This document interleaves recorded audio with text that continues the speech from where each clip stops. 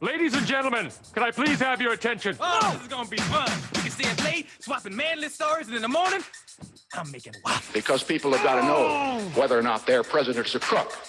Well, I'm not a crook. I'm not going to give you a question. Can you stay categorically? You are fake news. Sir, go ahead. I can see Russia from my house. Mr. Gorbachev, tear down this wall. We like drink Fox water bottles. I don't know. A proof is a proof. What kind of a proof? It's a proof. Here come the players. Champions. 1989. Canadians win the Stanley Cup. El Presidente, El Perfecto. Sidney Crosby, the golden goal! And the Blue Jays have repeated as World Series champions. Touch them all, Joe. You'll never hit a bigger home run in your life. Welcome to the Edge of Tomfoolery. I have these notes, but I gotta say, I'm just fired up to be here today. Pretty cool. Wow! Hey, what's going on, people? My name is Bruce Mackey, and this is the Edge of Tomfoolery.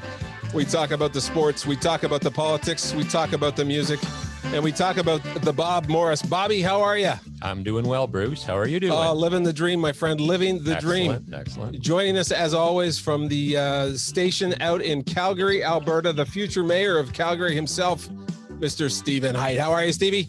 I am doing excellent, Brucey. How are you? You're running for mayor, so what's Nenshi going to say about that? He's not running, so I'll be acclaimed. So it's a small little city, 1.2 million, so we should be fine. Not a problem. Oh, listen, that's good. Well, I look forward to the race, and I'll put even though I'm in a different province, I'll put a sign on my lawn if that works for you. Oh, yeah, I appreciate that. Good man. My vote, Stevie. Thanks, Bobby. Listen, on the show tonight, we are going to be talking with, I'm excited about this. Their name is OM-53, and they are from New Jersey. And let me tell you, I'm excited about their brand, about their music, and I'm privileged to have them on the show. We've got 3 members on the show. We got Chris, Mike, and Rob. Welcome to the show, guys. How's it going?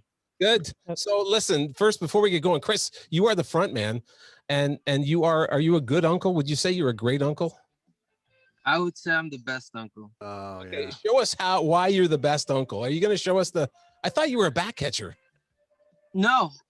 So basically, I'm at a family reunion. I haven't seen these guys in a bunch of months, and my niece just came and said, Uncle Chris, look what I got. And she was doing my wife's nails, and she's like, give me your hand, and the rest is history. So Good yeah. man. Got him. That is awesome. Isn't that great? Listen, we're going to talk a bit about, so you guys can, each of you answer the questions or pass it around. But first of all, talk about Isaiah 53 and the name of your group and how you came about that. Mike, why don't you come and tell us about how you got the name of the group?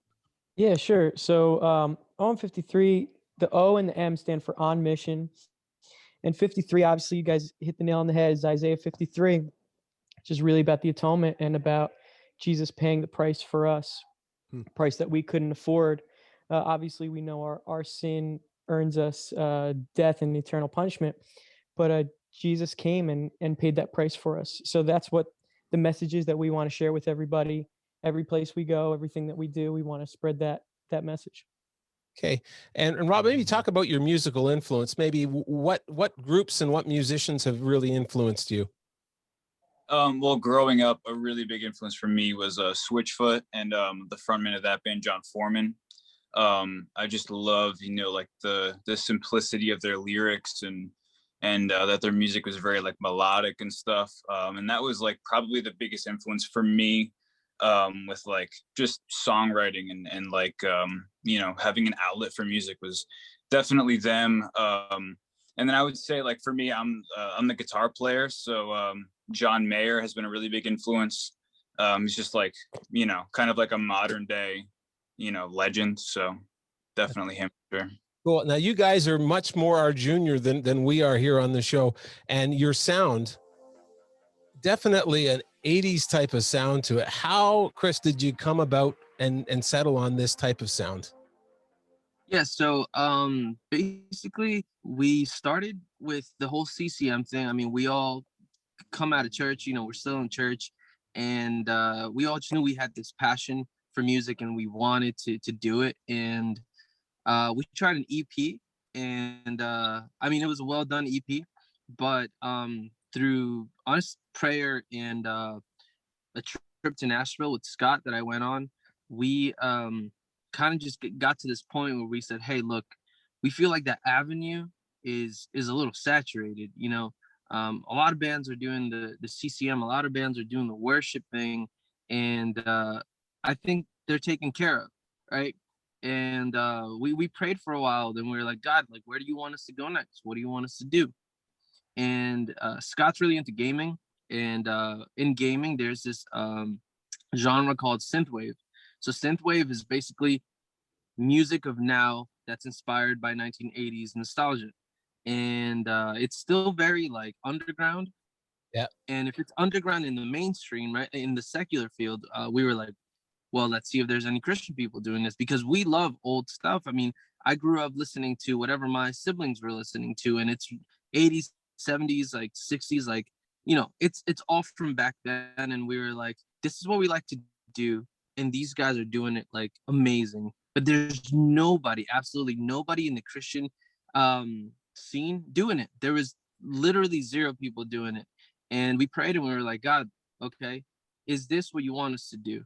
Because if nobody's doing it, and we believe that what we're doing is more than music, it's going into a missions field, well, then let us be the first ones to do it and use this. So that's how we ended up doing synthwave. Well, I want to know, is there any room for a 50-year-old Canadian who can play the guitar? So this is a classic guitar here, and it's, I mean, I have gone to my worship team at church and I have been ousted. They won't let me play. But if you ever need someone to come on board, if you ever do a Canadian tour, I'm here to help out anytime. You're There's good? always room for guitar. There's always room. My wife wants to know what I wanted for my birthday, and I'm like, it's obvious, it's a guitar. Hey, welcome to the show. Scott just showed up, so welcome to the program, Scott. Good to have you here. Sorry I'm late, man. That's I all right. was out doing something with my wife. Well, we want to let you know as a group that the entire group is now committed themselves to doing their fingernails, and Chris is just going to show you here what everyone in the group is going to have to. Scott, I promise this was not my choice, dude. I would have chosen black. This was not me. You know, I don't know what to say. This isn't. Leaves one speechless. Let's talk about the that you've been releasing one song at a time, and talk about that strategy. And I will tell you, as at our program, how we come across you on Spotify. There's a list that comes out with new music, and that's how we discovered you about a year ago. And talk about the strategy of getting noticed, and the strategy of releasing one song at a time instead of just doing the whole album. You want to talk to that? Yeah. Yeah, so back in at the end of 2018, I don't know if you guys are familiar with Chris Howland, but he's a big Christian producer. He's a really, really good friend of mine. And when we were gonna release our album Defender, he stopped me and he's like, "Hey, look, man, I think that you got something great going on here, but I think you need to milk it." He's like, because what happens is when you release an album, that's it. He's like, you released it. And if you don't have like thousands of dollars to back it up with marketing, then it's there, right? And you probably lose a lot of people that could possibly listen to it just because you dropped it all at once. So he was like, I think what you got to do is release one song a month and break it up into weeks. Release the single the first week of the month, first Friday, right? And then you release a lyric video the following week, and on and on and on until you start building this momentum where Spotify's algorithm starts picking you up and saying, okay, these guys are serious because they're constantly releasing music. So will YouTube, and so will every other platform. And it started out as that, and it's been a great success ever since. That's good. So you've released some songs. You released it 2019, had some success. I think Defender hit over 500,000 streams. Then COVID hits. Let's talk about, how does COVID affect the band? We'll go with Mike. Yeah, so obviously the biggest thing that got hit was the live show scene. We actually had a bunch of shows lined up for mid 2020. including Creation Fest, which is like a big Christian festival here where they have like Creation back in tons the of day, there's bands. like 80,000 people there. It's massive. Yeah, yep, it's huge. So we had all that stuff lined up. A bunch of churches we were going to go visit. Some other smaller venues we were going to go to. Like 90% of them all got canceled. So that's been the biggest hit. I was telling you. I think you faded out there. Have you paid your internet bill? Can you hear me, guys? Can you Yeah, hear we me can all hear right? you. You got you. You're back. Okay. Yeah. So this is actually a recurring theme too. Whenever we're on Zoom calls, they're like, "Mike, what's going on with your?"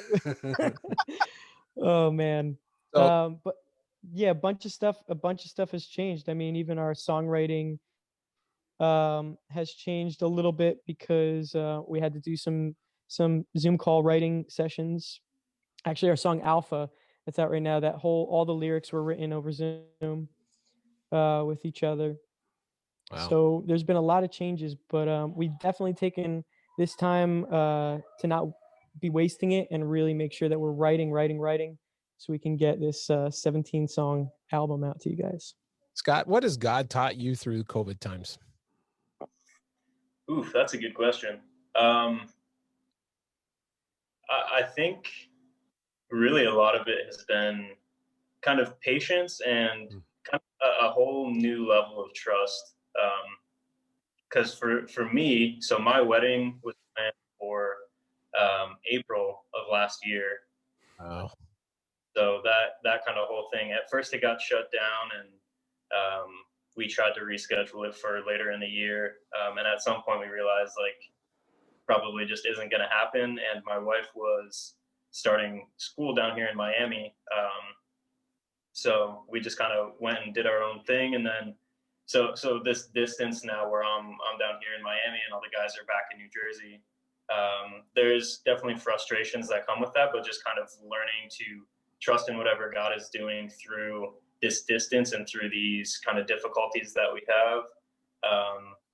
And the fact that he's blessed us enough that it's still working, we can still figure it out. We have things like Zoom to be able to keep writing and, kind of virtually hanging out, that kind of stuff. It's just a whole new level of trust in what his plan is, because, when all of these big opportunities come up and then they get canceled and then now we're kind of split up by a huge distance, there's kind of some question marks that go up, but and I mean, you guys had talked about Creation, and I think that Creation made an announcement. I think that this year is postponed again. Yep. And what does that mean for those who are listening in? Creation's like a massive, a lot of guys like bands are discovered there. I remember DC Talk back in the day, and Toby Mac arrived in a helicopter, a main stage. Like it was a big deal. And what does it mean, Rob, to, this opportunity's out? What does that drive you to depend on God in times like this? How does it affect you? I mean, it's like very much what, Scott was saying, really trusting in God and knowing that he has a plan and a purpose for all this. And even through it all, like it's been really great. Like it's allowed us to work on this album a lot and to write so much and to be able to record. And like for me, I'm actually the newest band member. So it's allowed us to, really become friends. And I consider these guys like best friends now, to be honest, and like brothers. So even though it hasn't been the easiest experience with this whole COVID thing, it's been a really great one. And I think it's allowed us to grow and to mature. And it's given us time just to, get better as a band and to really work on this music that we're so passionate about, The new song that's just been released, It's All Wrong. Chris, maybe you can tell us about the song and what went into the writing of this song. Yeah, It's All Wrong was quite the process, because when we started writing it, it came so like easily. It just came easily to us, and then it became like a nightmare because it like didn't want to like wrap up. It just didn't want to do it, and but we got it. But as far as the writing of it came from a very personal place of experiencing church. I used to work full time at a church and I've experienced what it's like to see the good side of church and then see the very corporate side of church, where basically you end up a little bit jaded, because not every church, but there's this aspect of church where it's this production where it matters. What matters the most is that service goes the way that we had it planned, that I don't know, that the lights are right, that the sound is right, that we were able to engage with people the right way, that we said the right things. It after a while, it gets you frustrated, and you're like, wait, why am I doing what I'm doing? What is this church thing about? Is it about being the hippest church in town? Is it about being the church that provides the most for the men's group, the youth? Like, why are we doing what we're doing? And in this album called Junior Year, we want to go through our experiences as teenagers and young adults who grew up at church and at some point came to a place of saying, wait, what am I doing here? What is the drive behind being a Christian? Is it just the religious side of I'm a Christian and this is why I do what I do? Or am I just allowing God to just break down all these doors and just show me what it really means to be a Christian? So It's All Wrong comes from that heart, and I think that that we all here as a band, whether we experience it together or in our own way, we could agree that that yeah, church is at a funky place.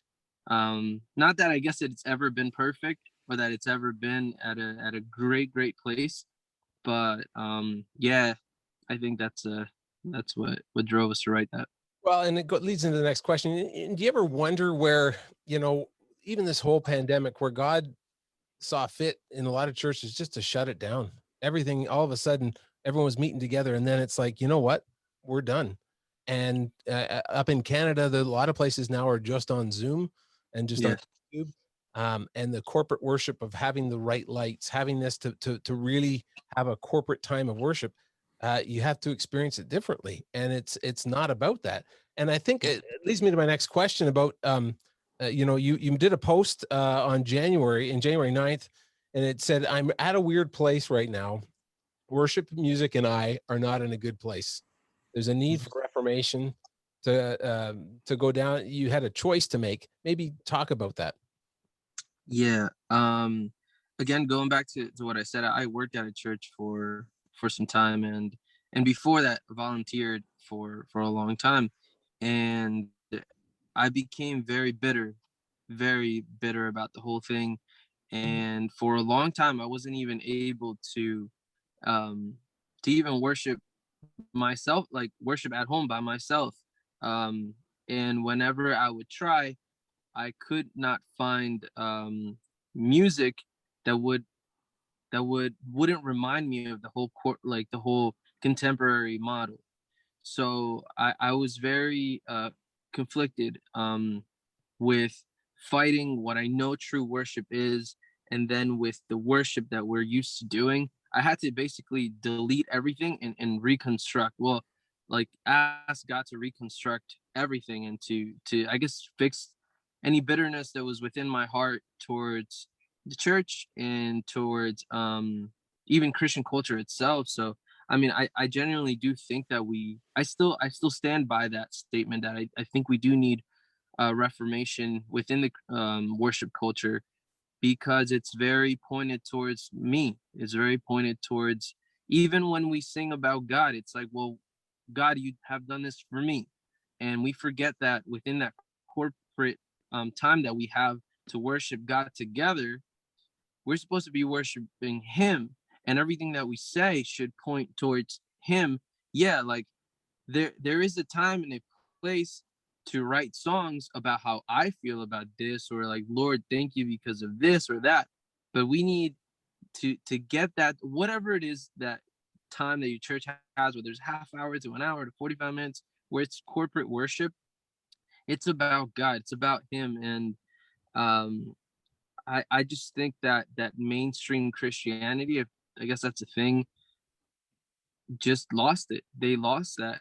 And obviously I'm not gonna sit here and name any specific like churches or bands that, that are successful at what they do, but it just seems like that's what sells. If you can write songs that stir up people's emotions, and put a sticker that says worship on it, it sells. It moves emotions. And yeah, I think that's where we're at right now.